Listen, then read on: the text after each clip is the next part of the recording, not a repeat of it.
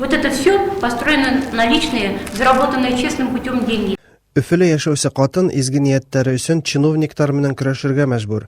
Баш калалагы бер бистәлә мәчет төзегәне өчен уга 600 мең һумдан ашу һалым түләргә кирәк. Мәхкәмә приставтары уның мөлкәтен кулга ала башлаган.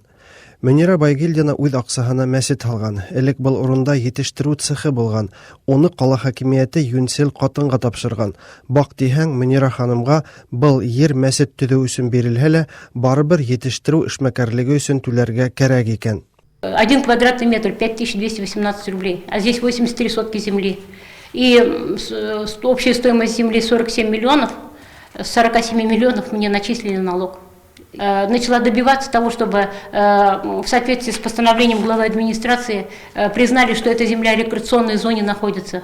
Катын документтарды рәсмиләштергәндә ниндәйдер хата киткәндер дигән фикердә.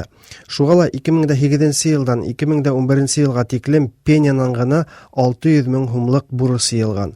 Үзенең дөрестлеген уга мәхкәмәле якларга туры киләсәк. Кала хакимияте вәкиле Владимир Барабаш. Данные суммы начислены налоговой службой Российской Федерации. Здесь собственник участка, конечно, может попытаться каким-то образом оспорить данное начисление, но если суд присудит отменить, соответственно, значит, будет отменено.